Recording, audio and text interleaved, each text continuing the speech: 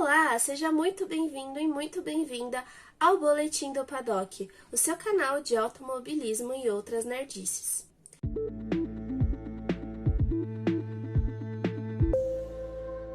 Estamos retomando o nosso conteúdo em vídeo por aqui, mas não se esqueça de também conhecer o nosso site e passar por lá e conferir todas as nossas notícias. Por lá a gente atualiza você de uma forma mais rápida. E antes de passar para o assunto de hoje, não deixe de se inscrever aqui no canal, deixar o seu like e ativar o sininho para não perder nenhuma das nossas notificações e dos nossos conteúdos novos que vão sair por aqui no ano de 2022. Com esse retorno da Fórmula E, eu não poderia deixar de falar sobre a categoria elétrica, então bora pro vídeo de hoje. A Fórmula E retornou com muitas novidades e desta vez a gente pôde ver o novo formato de classificação da categoria. Na teoria, esse formato parecia muito complicado.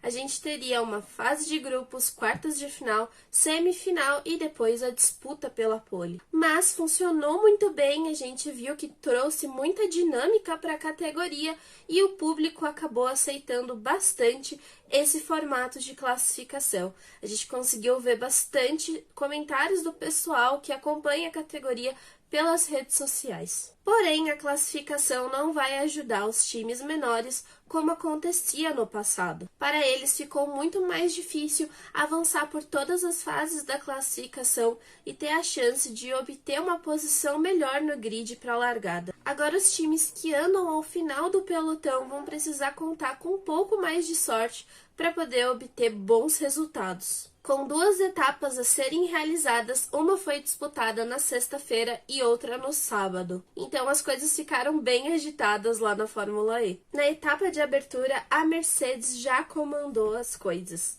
Stoffel Vandoorne cravou a pole, mas foi surpreendido pelo companheiro de equipe, o atual campeão da categoria, Nick De Vries. O holandês conseguiu a vitória na sexta-feira, o que já foi um marco muito grande para o início da temporada da Mercedes. Só que no sábado, a Mercedes não contou com a mesma sorte. De Vries obteve a pole, até aí tudo bem, né? E achávamos que seria mais uma etapa dominante do holandês. Mas nada disso. A Venturi com o brasileiro Lucas de Grassi foi lá, atacou Nick De Vries e assumiu a ponta da corrida. Enquanto a gente viu a cena bizarra do Nick De Vries se tornando uma chicane, sendo ultrapassado por todos os outros competidores. Até que no final da corrida ele cruzou a linha de chegada na 10ª posição. Um detalhe é que a formação da Venturi é muito forte para esse ano.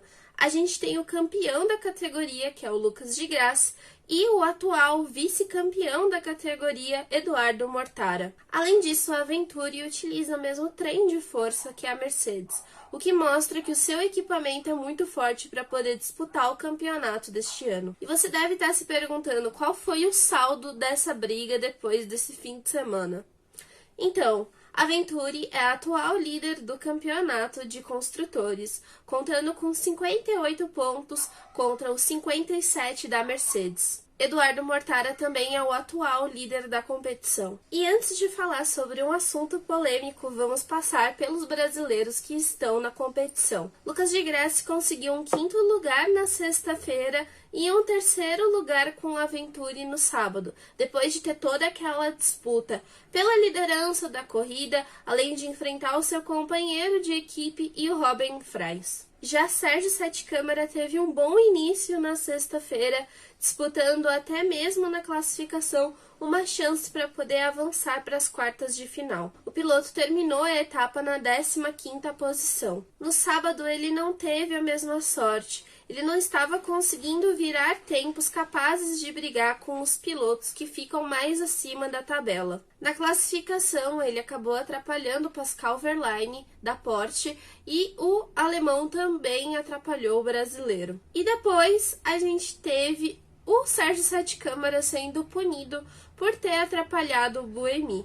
Então, Já com a punição e tendo que largar lá do final do pelotão, ele não conseguiu fazer uma grande corrida e terminou na 17ª posição. E se quiser saber mais sobre a Dragon e também sobre o Jesus italiano, companheiro do Sete Câmara, passa lá no nosso site. Agora vamos trazer o elefante para a sala, porque a gente precisa sim falar sobre ele. A corrida da Fórmula E tem duração de 45 minutos mais uma volta. O regulamento deste ano tirou o débito de energia para que a gente tivesse uma dinâmica melhor em pista e também tornasse a competição mais interessante para o público. Quando tivermos a ação do safety car e da full course yellow, que é aquela bandeira amarela por todo o circuito, quando ocorrer essa neutralização da prova, a direção vai dar um tempo adicional para esta corrida. Na sexta-feira isso já aconteceu e funcionou normalmente. Só que no sábado a história foi outra. E na verdade a gente viu um show de horror.